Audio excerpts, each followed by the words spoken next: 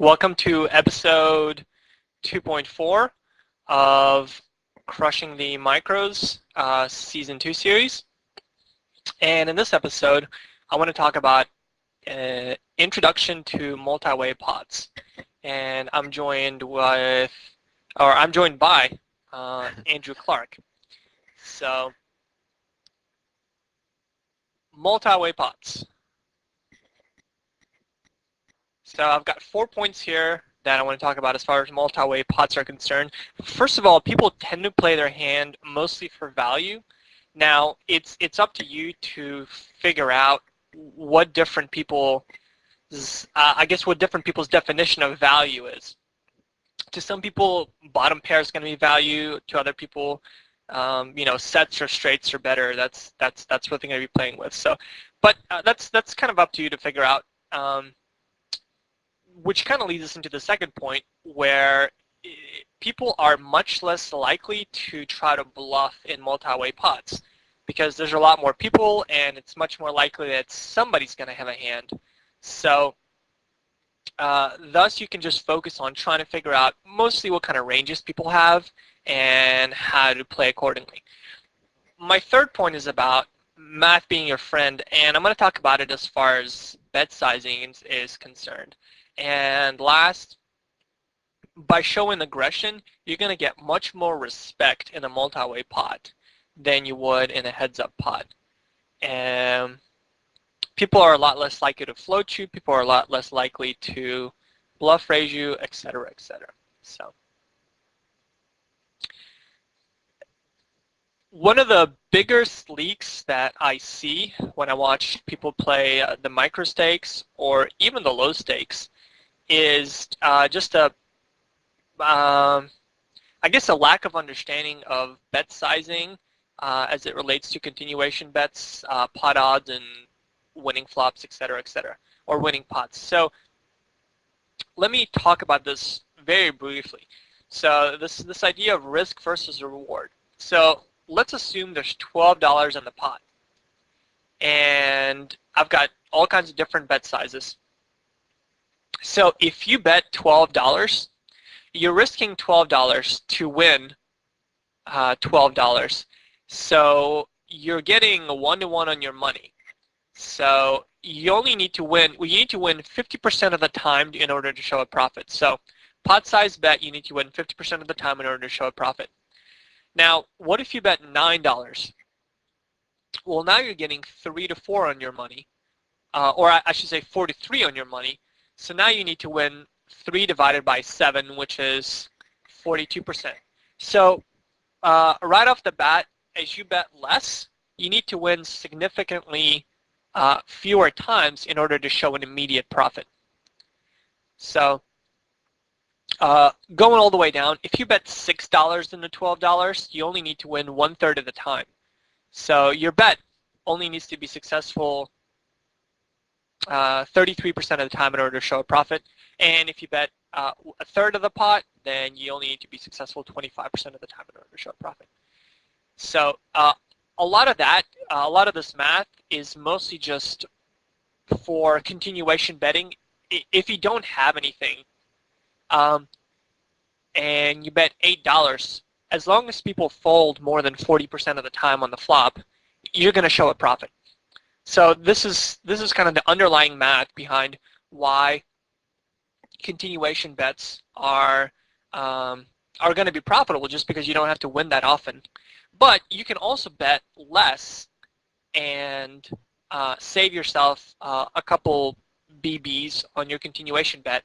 And so, like, the difference between $8 and $9, it's only $1. But as far as the percent of the time you need people to fold, if you bet $8, you need people to fold 40% of the time. If you bet $9, you need them to fold 43% of the time. That 3% is not going to be that much of a difference, but the difference between $9 and $8 is going to be a difference. So one of the things that I'm going to emphasize is if you're going to err on the side of betting less than on the side of betting more. Obviously, that's going to depend on a lot of things, and I'm going to talk about that later. But just be really conscious about bet sizing when you continuation bet. Andrew, do you have any questions or comments about this so far? No, but I think it looks. I mean, these are the sorts of questions that you see a lot in the forums. I think, and this slide just showcases it perfectly. Hopefully, this will help a lot of people with that kind of stuff. When I actually look at the forums, people don't usually say, how much should I bet here? They usually say, it's just not something that I see a lot of emphasis on, and I feel that it's something that deserves it deserves some discussion. Now, how to exploit opponents with a bet size. And this is kind of the fundamental point, is as long as you keep your bet sizing reasonable, most villains, your bet size won't really affect their frequencies of calling, raising, or folding. So basically what that means is if they like their hand, they're going to continue. If they don't like their hand, they're going to pitch it. So, and I said as long as you keep your betting reasonable, if you raise and the pot, there's like $2 in the pot, and you bet 25 cents, that's not really a reasonable bet, as your opponent has odds to call with just about anything. But whether you bet 2/3 pot or 3/4 pot, if they like their hand, they're going to continue. If they don't like their hand, they're not going to continue. So again, when you feel that you have a good hand, you should lean towards betting more. If you don't feel like you have that good of a hand, you should lean towards betting less. When people say, I guess one of the maxims that a lot of people say is you should always keep your bet sizing consistent, which I think is just wrong for the micros. I think it's something which is good when you're playing good thinking players that are aware of your patterns and frequencies to disguise your hand. But at the micros, you should just play in a way that maximizes, I guess, maximizes your profit. And like I said, a lot of people are just going to play their hand for face value. So, definitely be very conscious about bet sizing. So, now, tailoring your sizes. The four things that I want to focus on in this video is the pre-flop action. Pre-flop action, usually we're going to be the raiser, but in subsequent videos, we're going to be cold calling. So, pre-flop action, opponent's tendencies, board texture, and game flow. So that said, let's go to our first example. Here we go. We raise under the gun. We're deep with a tourist, and a tourist calls in middle position, and yet another tourist calls in the big blind. So we are three-way with two tourists. Now, I specifically didn't include what we had because I'm going to talk about how I would play different hands in this situation versus these opponents. So let's analyze this situation. Pre-flop action, we raised under the gun, but we don't expect these opponents to care. So we don't expect them to be thinking that just because we raised under the gun, our range is geared towards much stronger hands. And that's important for us to understand kind of their mentality. Now the second thing is our understanding of their tendencies. We know that they're loose and passive pre-flop and loose and passive post-flop. So what that means is we don't expect them to be raising us with a lot of if they have some kind of like marginal draw, we expect them to be calling and not raising. Now the board texture is very draw heavy and very connected. There's all kinds of flush draws, all kinds of straight draws on there. Game flow is we're playing tight, but again, that's not something that we expect them to really care that much about. If either of these guys has a 7, they're calling the flop. So to sum up kind of the situation is we expect our c-bets to get called by one or both players, and we don't expect to get raised here, but very often by either player. So it's a situation where we're going to get called a lot, but we're not going to get raised a lot. Now, when you arrive at a flop, you should do a quick analysis, kind of like a quick, uh, yeah, just a quick analysis of a situation like that. Now, so our actions. Let's look at how we would play different hands in this situation. So, with monster hands, monster-made hands like sevens, jacks, queens, or queen-jack, the pot has 265.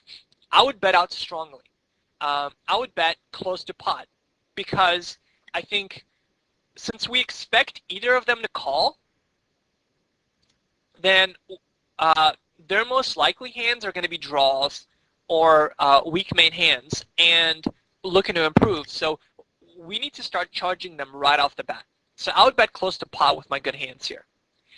Now, with our really strong hands, like aces, kings, and ace-queen, I would also bet pretty strongly. Again, for the same reasons that I don't expect these players to bluff me, but I expect them to call a lot. So I'm going to charge them for drawing to, like if they have a hand like Jack 10 or Queen 10, I'm going to start charging them right off the bat. Now, what about strong hands like Ace Jack or King Queen? Now, King Queen, I didn't classify it as a monster, but on this board, it's really, really strong. A hand like Ace Jack suited, which we raise under the gun, is pretty strong on this board as well. So, but this time, I would bet a little less. I would bet like $2, and I would proceed with caution. So they're still going to call you with worse hands.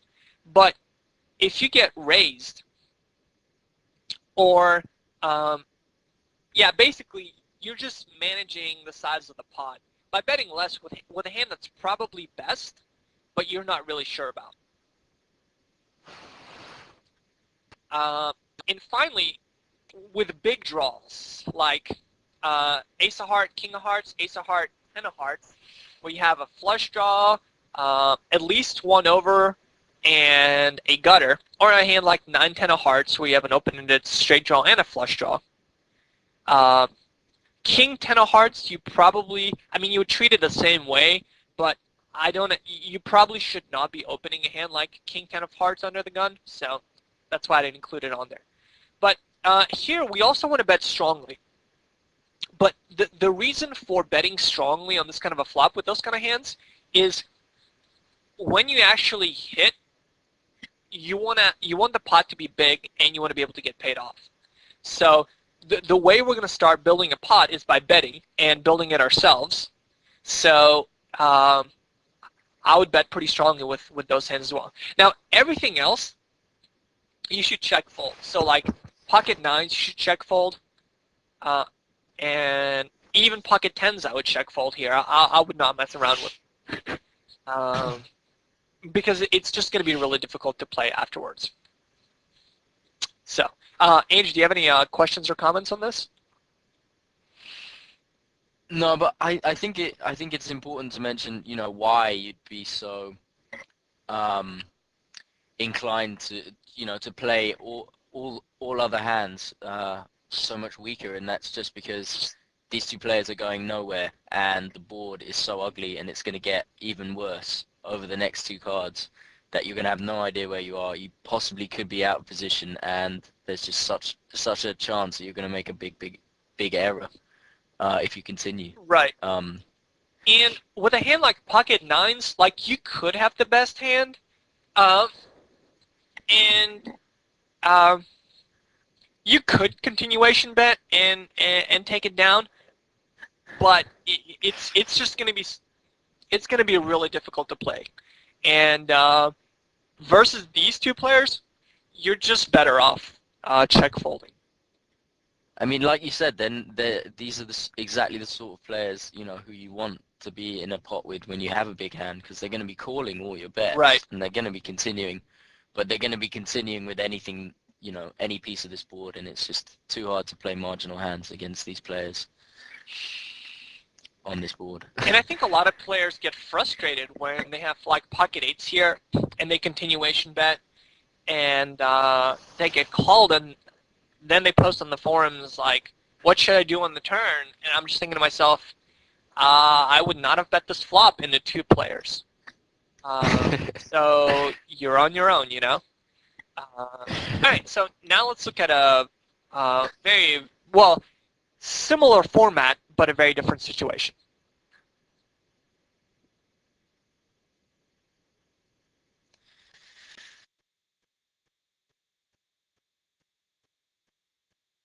So here we're in a very different situation where we raise in early position under the gun and get called by a CR type player, and we get also called by a nit in the big blind.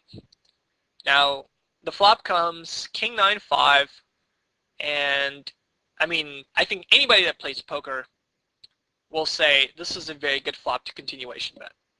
So let's do a quick situational analysis.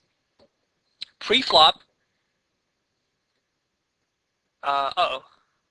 sorry, it's the wrong slide. Here we go, yeah. We raise under the gun, and we expect both players to be aware of our under the gun range as strong. Because, and I guess I jumped the gun, we're really not getting out of line at this table. So we raise under the gun, we expect them to, we just expect them to know that our under the gun range is strong. Now, the opponent's tendencies, the nit is going to be set mining here. So he's going to be cold calling with, I would say, 2s through 10s. Now, the card owner members is also going to be calling, he's going to be calling with a lot of pseudo-connector type hands and small pocket pairs as well. He will call with hands like King-Queen suited, Ace-Queen suited. He's probably 3-betting a hand like Ace-King. And he's also going to be, we don't expect him to call with King-Jack suited. If he does and the hand goes to showdown, we'll make a note of that and adjust accordingly. But I would say the kings in his range here are like King-Queen. Ace-King, we expect him to 3-bet. Now, the board texture is very dry. So the summary is we don't expect to get raised on this flop, I would say ever. Even if somebody has pocket 9s and has a set, I just don't expect him to be raising this flop. And in addition to that, I expect them to call us with a pretty narrow range. So there's just not many hands that they can be calling us with. So let's look at our action. I think we can safely bet $1.65 and a $2.65 on this flop with our entire range. So anything we raise under the gun, we can bet $1.65 into this. So in order to show a profit, we need to take it down, and the way I did the math is 165 plus, or divided by, the sum of 165, which is what we're risking, plus 265, which is in the pot, which is 38% of the time. So if they're folding 62% of the time or more, no, if they're folding 38% of the time or more on this flop, then we're going to show a profit by, c-betting pocket deuces here. And like I said, it does not need to get, you don't need to bet a lot. In fact, you should bet a little bit less, just because you expect them to be folding a lot. Now, what happens if we get called by either player? So versus the card runners member, I would double barrel a wide variety of turns, and I'm going to go into that why I would do that in a minute. And versus a nit, if he check calls, I would definitely bet again on the turn with my monsters, kings, 9s, 5s, and any kind of picked up draw. So if I turn like a gutter and a flush draw and something else, I would probably bet again, because he could be check calling this with a hand like 10s or jacks, which I think he could cold call a pre-flop with, and he could also be doing that with a hand like king queen, that again he cold call in the blinds with. So his range for check raising us on the turn, if he calls, is super, super narrow, like specifically 5s and 9s. So, yeah. Now, if I had any kind of showdown value, like jacks, queens, a king, queen, or even a hand like ace, king, um, ace, king I might bet again on the turn, but I might also check behind, because if he has a hand like king, queen, I don't think I'm going to be getting 3 streets of value, and I would much rather go for more value on the river with a hand like ace, king. So that's kind of my plan for the nit. Now, for the card runners member, if I get called, let me talk about how I would proceed.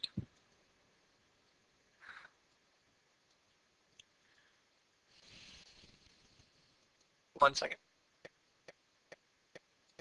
So, should you double barrel the turn? Now, I looked at the range of hands that he could call, just flat call the flop with. Now, I'm going to be going between the flop and talking about his range. So, he could have a top pair type hand. This is the card runners member now. King, queen, possibly king, jack. Now, he could also have a pair plus backdoor draws.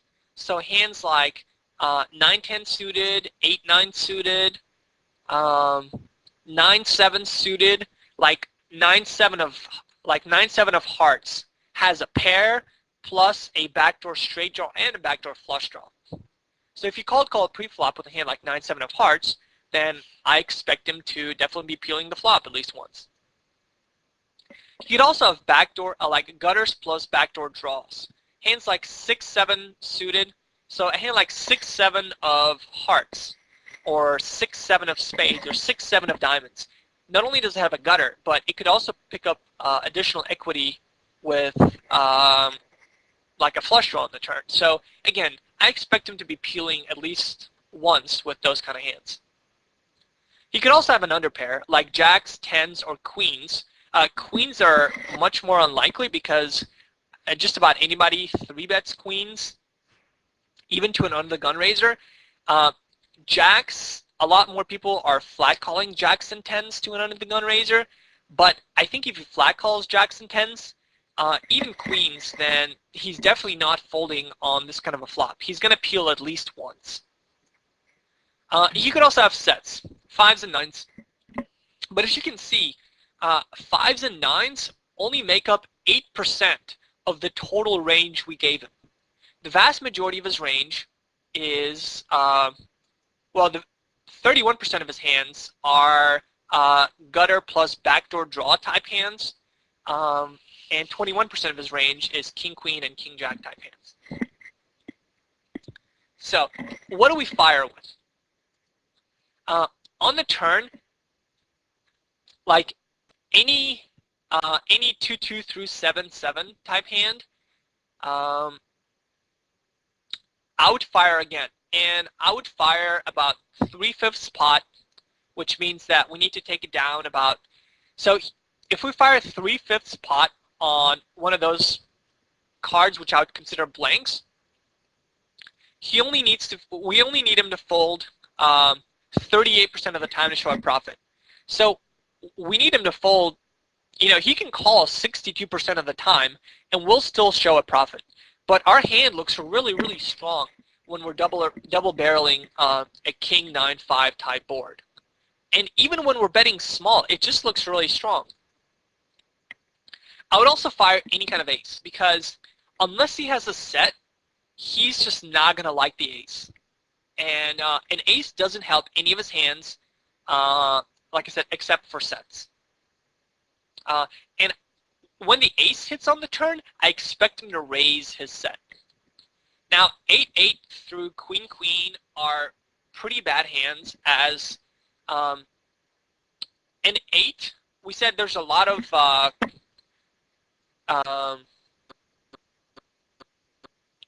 Cut shots. yeah, there's gut shots. 9-8 is in his range. There's just a lot of let me see specifically why 8-9. there's a lot of gut shots which get additional equity, and that's why I think I decided 8s are not good. 9 is not good because if he does have middle pair, now he's got trips, and a king won't fold for sure. 10s are bad again because a lot of cards now have like if he had a gutter, not only do a lot of draws get there, but if he had a gutter, now he has like a pair plus a gutter type hand, and he's probably not going to fold again. Same with jacks, completes gutters, and a lot of hands now have like a pair plus gut shot, and they're going to call again. So same with queens, same with, and if a king comes, if he has a 9, it's just going to be a lot less likely that he'll believe that you have that. So, actually, I didn't include a king here, but I would not fire a king on there again. But a big part of the hands that can come, I think you can profitably barrel and push him off a big part of this range. Obviously, we will never push him off a king, and we'll never push him off a set, but we can certainly push him off a hand like pocket 10s if we're double barreling this board, probably. On the river, you know, if we're called again, there's really no sense in triple barreling. I think if he made it this far, he's looking to show down his hand. So. Well, unless we have a monster. Oh yeah, of course, unless yeah. So, should you double barrel this turn? I should say with air, right? Obviously, if we have a good hand, we're going for 3 streets of value. Yeah, I just wanted to say quickly, a lot of people might be thinking that, you know, the range that you've given him for calling on the flop is really quite wide, like with all the gut shot draws and, you know, backdoor flush draws that you've included. But I think that if you bear in mind that it is the card runners type player, and that he or she will be looking at this board and thinking, yes, it does hit your under the gun range, but the king is equally a scare card if you've got, you know, jacks through queens, or, you know, 9s through queens or whatever. And so although they do have this backdoor equity, they might not necessarily be looking to hit. They might just be looking to float and take away on a later street. So if you include that kind of idea behind their play, then the range does look very realistic. And I'm glad you mentioned that. The reason I included a lot of these hands is if you're calling with a hand like 8-6 pre-flop, you know, a gutter is often the best you're going to flop.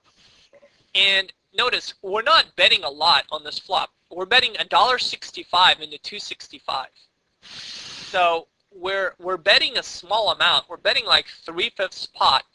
So a player like that's going to be thinking exactly what you said. Hey, I have a gutter. He's not betting much, and this is a good board for him to bet, and I can float. And if I hit, I'm really going to get paid off. And I could pick up some additional equity on the turn.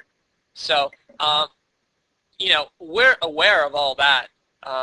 But yeah, if you're calling pre-flop with a hand like, even a hand like Queen 10 suited, you're not gonna fold on this. Like if you have a hand like Queen 10 of diamonds, which is a very reasonable hand to cold call pre-flop with, from a card runners member, I would advocate against it, but a lot of people will. Then you're not folding this flop. But you'll fall on the turn. Like if a 2 comes on the turn and it doesn't improve your flush draw, then you're certainly going to fold on the turn. So we're just saying, as long as they fold 40%, 38% or more, it's going to be profitable for us to double barrel. You could even barrel a king. I guess a king is not a bad. It's not a bad card to double barrel. All right, so now there's also, so I would not double barrel a player that I think a big leak is double barreling unknowns, just because we have no concept of their range.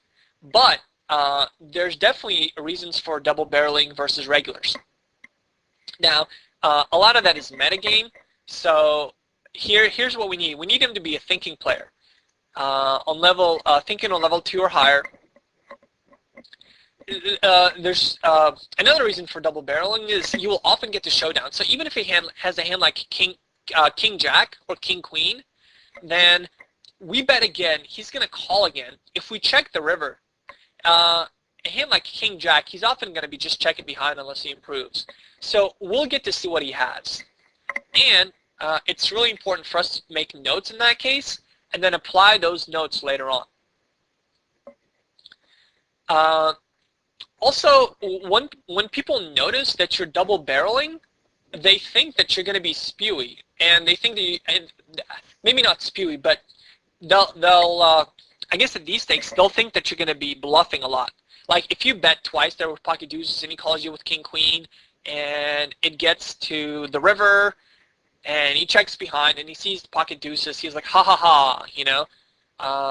I just called him down. But again, we only need him to fold 38% of the time on the turn and 38% of the time on the flop. So it's profitable for us. Makes it seem like you're bluffing a lot. And we get to see what he had. So it's pretty inexpensive. And maybe I should say unpredictable and bluffy.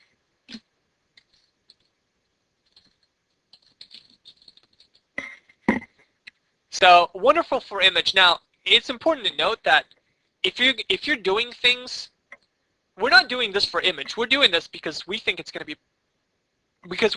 be profitable. But if it builds an image at the same time, we're all for it. Now, another thing that you can consider on the turn too is you can consider check raising this turn sometimes, because if we check any bets and we check raise, he really can only proceed with 5s and 9s, with a set of 5s and a set of 9s. If he has a hand like king queen or a hand like king jack, we check and he bets and we check raise him. I think it's going to be really, really spewy for him to continue. Now he can often bet a lot of his gut shots on the turn too. So this is a pretty good. A lot of turns would be good turns for you to check raise. I'm not going to advocate that you doing that too much because that can often end up being spewy, but definitely consider that. So, any other, Andrew, any questions or comments or any other thoughts as they relate to this specific situation? I was just wondering though, what kind of hands would you check raise with on the turn for value? Oh, for value. Like if you're gonna do it in that case as a bluff, I mean, obviously it's a bluff. Right. And it won't be an expensive one because we have to remember that it's only a raise pot. It's not a 3-bet pot. Right. But what would you be playing that way for value? If I felt like the player is the type of player to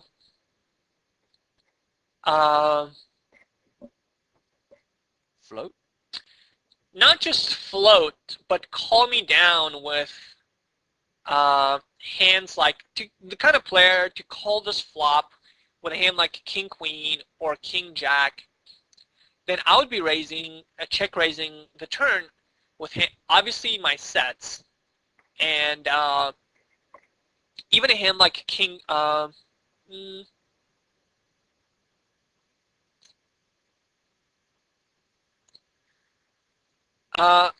sets an ace king. If I felt that he is the kind of player to float with a gut shot and then bet the gut shot on the turn, then yeah, I might even check raise with a hand like king queen.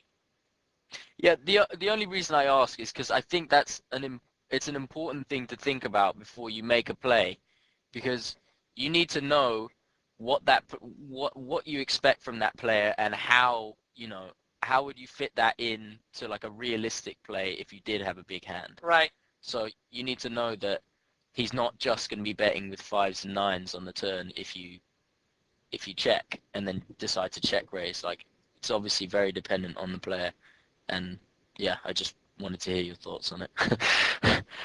It's a play that I probably would not do without a read, but I think once I have a read, I'll definitely do it with aces as well. Check raising the turn.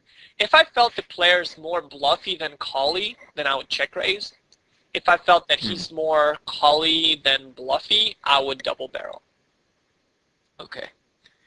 Also on the other slide, do you include aces as a strong hand that you would definitely double barrel? On here? We were talking about the hands, different hand strengths, and which hands you'd elect to double barrel with and which you wouldn't. Oh, yeah, I I'm not see. sure whether you had aces on there.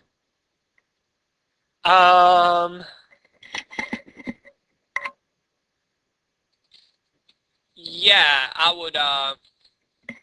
Definitely double barrel. Yeah, I'll definitely double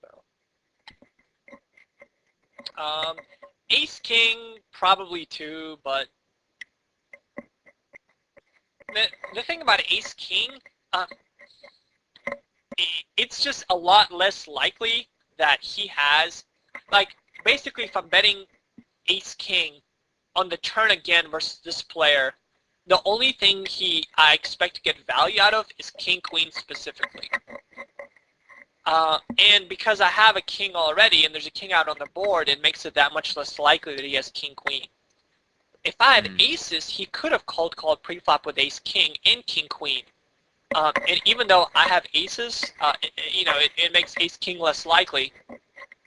The situation where if I have ace, he has King Queen and Ace King is a lot more likely than the situation where I have Ace King and he has King Queen on this board. So, okay.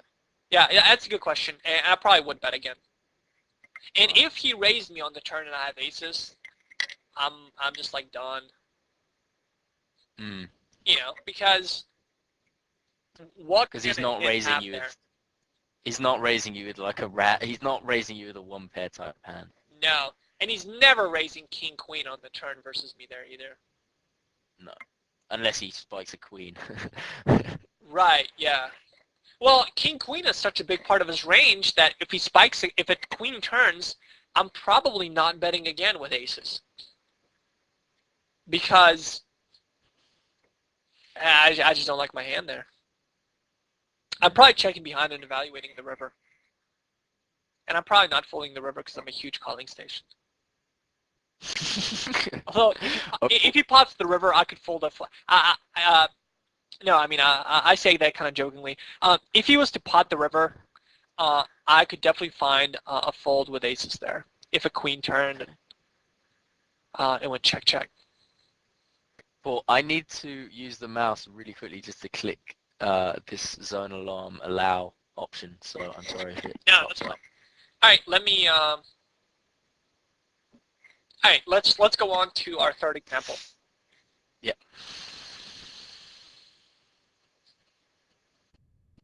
All right, so here is the third and final example of this introduction to multi-way pots, and it's this idea of a protected pot.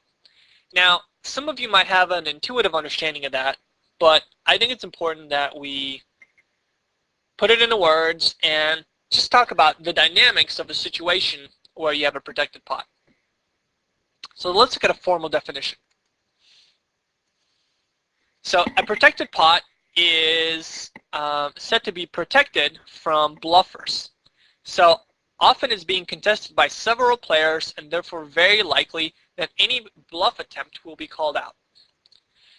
Now, the dynamic here is we raised under the gun, a CR member called, and a short stack called in the big blind. Now, if we are to bet this flop, we don't expect the card runners member to raise us with a marginal hand. The reason for that is the short stack is often just going to be shoving any kind of the short stack is going to be shoving a lot of draws, and the short stack is going to be not folding a 10, not folding an ace. So very often the card runner's member, by calling, has a good sense that he's going to be going to showdown. So now, oh, okay, here we go. Yeah, it says why is it protected? So on this kind of a flop, again, we can bet very little and play and expect. So the card owner's member, if we gave him the same range that we gave him last time for calling pre-flop, which is like a lot of pairs, a lot of suited connectors type hands, if we bet this and get raised, well, basically, we expect them to be playing very honestly. So we expect him to continue with any kind of an ace, probably continue with a flush draw, and definitely continue with sets. But if he has some kind of a gut shot like king jack offsuit or something, we probably don't expect him, if we continuation bet this, we don't expect him to be calling with those hands, because very often he's going to get, well, we're both going to get squeezed by the short stack, or he's going to get squeezed by the short stack. So if he calls with, like, we bet 165, we don't have to bet a lot. We bet 165. He has a hand like king jack or queen jack. He calls 165. Short stack shoves, and then we can reshove a lot of hands just to re-isolate. It's just, he's just going to be in a very bad situation. Now, that's very, very different from this situation earlier, where he can float a lot of hands because he doesn't expect the nit, who has a reasonable stack, to be, this guy doesn't expect to get squeezed a lot. So if he's in position on the flop, he can often expect to be in position on the turn. But in this situation, if we bet small and he basically, but when he raises, he's committing himself against the short stack. Now, a lot of short stacks have the mentality of, like, they flop any pair, any draw. They're just getting the money in and hoping for the best. That really serves to protect our hand here. So, on the other hand, if the short stack did not hit this flop, then he's just going to fold. So, I would bet $1.65 on here and expect to for the card owner's member to play ultra honestly, and for the short stack, while I don't expect him to be folding any kind of a pair, I also think that, you know, this misses him a lot. So I would bet this with pretty much my whole range and expect to take it down often enough to make it profitable. Paul, I mean, I don't understand betting this with the whole of your range. I mean, I understand that the card runner's member is certainly going to be folding. I suppose this assumes that your under the gun range is pretty tight. Like, you've got a decent hand. Sure. Because, I mean, yeah, the card runner's member has to play honestly here, because, you know, any kind of move from him or her will obviously pot commits him against the short stack. So yeah, he definitely has to play honestly. But why would you bet your whole range? Because you would then commit yourself against the short stack. I mean, but I expect to take it down. Like, I only need to take it down about 38% of the time, and I just, more often than not, I guess a lot of it depends on how loose the short stack is. I feel like the short stack just gets it in with such a wide range, like anything, like a 4. Probably not a 4. I mean, it's an ace-10 board. I would say, you know, he will get it in with aces, any kind of an ace, any kind of a flush draw, but like, I don't think it would be considered a leak for somebody to not continuation bet this flop without a hand. But I also don't think it can be considered a leak or a big leak for you to continuation bet this flop. And again, just on strict mathematics, you don't need to take it down that often. And we expect the card owner's member only to proceed with, like, the absolute top of his range, like ace queen. Basically, he'll just proceed with a really, really, really tight range here because we are betting into two people, and because we're betting into two people, and one of them is a short stack, it certainly looks like, you know, we're showdown bound with the short stack. So we don't expect much trouble out of him, and so basically it's just we can treat this like a heads up pot versus the short stack, and you don't need to bet, you don't need to win that often in order to show a profit, and that's all this is saying is like strictly mathematically.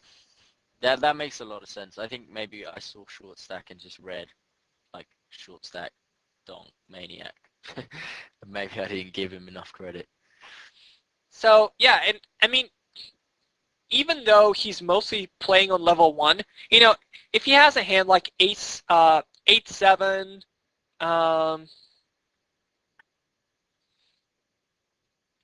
Jack 8, all those kind of hands, I mean, they just can't proceed. And basically, he knows, like, the Connors member knows that if we bet this, we're playing for stacks versus the short stack. The short stack knows that, you know, if we bet this and he doesn't move, he's risking pretty much his whole stack. And we know that we're not, so it's a spot, like I said, you only have to win 2 out of 5 times to show a profit, and I think it's a spot where now, and this is where the kind of I guess the crux of the video is. If you bet 250 into here, that's a big leak, but if you're betting 165, that's going to be profitable. So your bet sizing here, I think, is critical. Now, if we actually have a hand that we're happy with, like a hand like, I mean, I would say ace, jack, and higher, I'm getting it all in versus short stack. I'm probably getting ace 10 in as well. Yeah, obviously. I'm just, yeah, obviously that's a monster though. But yeah, but you don't have to win it that often to be profitable. And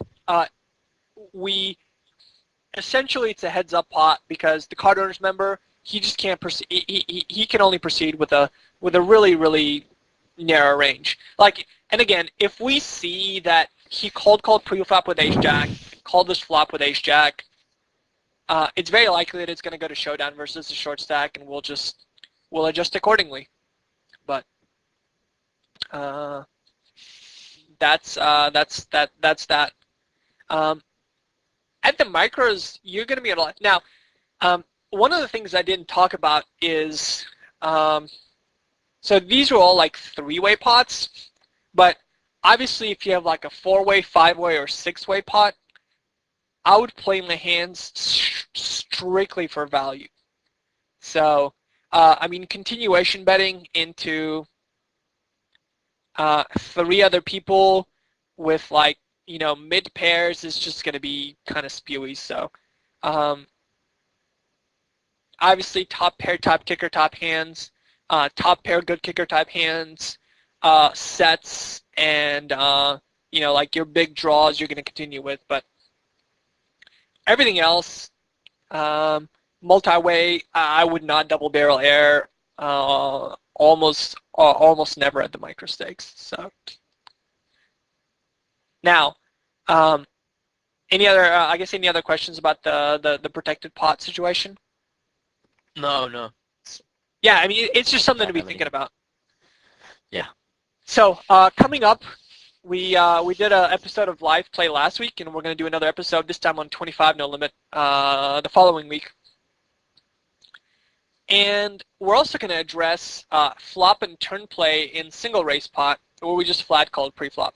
We're going to talk about situations where flat calling pre-flop is going to be profitable for us, and we're going to talk about how we proceed in different situations. So that's it. So for card runners and Andrew Clark here, this is Verniers saying see you next week.